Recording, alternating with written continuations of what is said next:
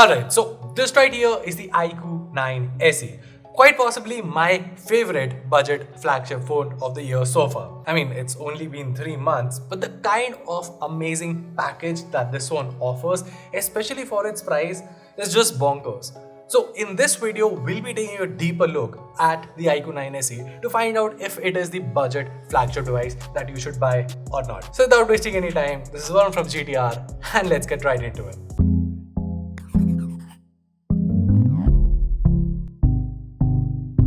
Okay, so let's start off by talking about the design here. And honestly, if I had to describe it in a couple of words, I would say that it's subtle, minimal, and yet super premium. I mean, we have the grey color here, which looks very professional. But if you want to flaunt your phone, you should get the sunset color. It's like most of Vivo's phones, flashy and looks amazing under the sunlight. Now the iQoo 9 SE here weighs about 196 grams and is very ergonomic for a phone of its form factor. Now there's no mention of IP rating here, and for protection you have the Panda glass protection up front, which might sound like a bummer, but honestly speaking, if you are going to be using this device, it's always best to just get a proper tempered glass protector. I would have included a link to some tempered glass here, but no sponsors. Now iQoo does claim the 9 SE to be splash and dust resistant, so that's good, but like I said, there is no IP rating here. Also, one more thing that I would like to highlight is that you get a 4D vibration motor here. So while that is technically aimed for better gaming performance, it also improves the overall haptic feedback of the device. Now in terms of connectivity, you get a dual SIM card slot. There's no 3.5 headphone jack here, but I mean, that's to be expected at this price point. Also, the phone is 5G supported and you get 11 5G bands on offer here. Alright, so moving along, let's talk about this amazing display right here. On paper, you have a 6.62-inch AMOLED 120Hz panel that offers a peak brightness of 1200 nits. I mean, the panel is amazing. You get 300 Hz of touch sampling with 1000 Hz of instant touch sampling. The display here is amazing. The content looks very good, colors look very vibrant, and the content also looks very smooth on this. Now, adding on to the smoothness part, the phone does come with MEMC support as well, which basically makes all your footage look even smoother. The phone also comes with a dedicated display chip that converts SDR content to HDR content dynamically so that you get the best viewing experience possible. Speaking of which, of course, the display here does support WayyyY, but the panel is also HDR10 Plus certified. As such, Netflix and Prime Video look amazing on the iQoo 9 SE. Also, the display part is obviously aided by the speakers here, and the 9 SE come with dual stereo speakers that not only get very loud, but also sound super crisp. Alright, so next up, let's talk about the camera here. And obviously, on paper, a lot of folks will say, I mean, at this price point, why is iQoo offering a 48MP sensor? But the reality is that 48MP sensor comes with OIS, and that is a big factor. Apart from that, you get a 13MP ultra-wide sensor and a 2MP depth sensor, while up front you have a 16MP selfie shooter. Now, as far as the camera performance is concerned, the iQoo 9 SE has a spectacular camera. The shots here are detailed, and the colors are also well balanced. Also, the HDR here works very well. There is no color shift when shifting from the primary sensor to the ultra-wide sensor, and the 13MP ultra-wide sensor in itself also manages to click good detailed shots. The exposure control here is also pretty good, and overall I would say that the device is quite reliable. And that is one complaint that I do have with a lot of phones. Something that I do not have with the iQoo 9 SE. You see, there are smartphones out there that will click some amazing shots, but they might be restricted to that one scenario. In some other shots, you might have overexposing issues or the HDR might not work properly.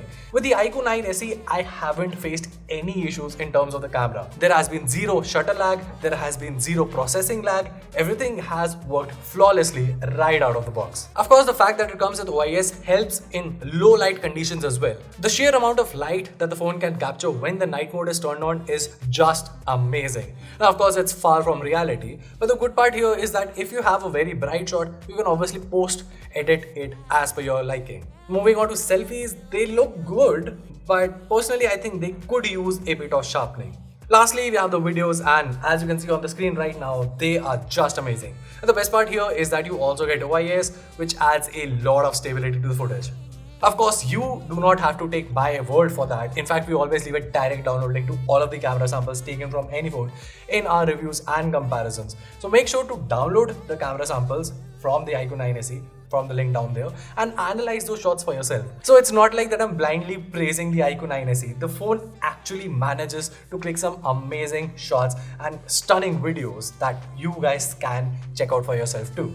Alright, so next up, let's talk about the performance, which is obviously one of the biggest talking points of an iQoo device. You get the Snapdragon 888 processor with UFS 3.1 storage, and as you would expect, the performance here is top notch. The phone breezes past through benchmarks and you experience zero lags whatsoever. Titles like Call of Duty and BGMI also run at the highest settings possible, and there's also the option of frame interpolation inside the game mode that really enhances your gaming experience. Also, like I said, you have the 4D vibration motor that further enhances your gaming experience, making you feel like you're literally in the game.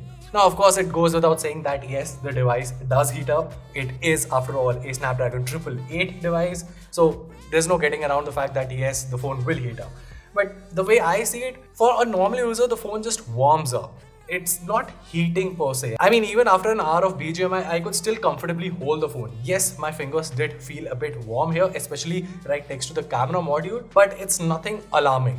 Also, while we're talking about the performance, a quick word about the software part. I mean, I never expected to actually say this, but iQoo and Vivo are literally killing it when it comes to the software experience. This one has been launched with FunTouch OS 12, which is based on Android 12. And honestly, the software skin here is really good. It's pretty close to stock, and the overall experience has been really nice. Things have been well optimized, and of course, you get all the benefits of Android 12. One thing that I would like to point out as a personal user that really does not sit well with me is that if you're using the default launcher, it's fine. But the moment you switch to a third-party launcher, the back gestures work fine, but you can't swipe the navigation bar to switch to the last app. That is the one single gesture that gets broken if you start using a third-party app. And that has been consistent across all FunTouch OS devices.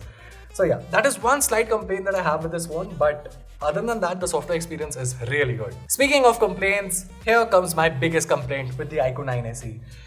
Of course, everything here is flagship apart from the battery. I mean, the charging is also flagship. You get 66 watts of fast charging. That's amazing.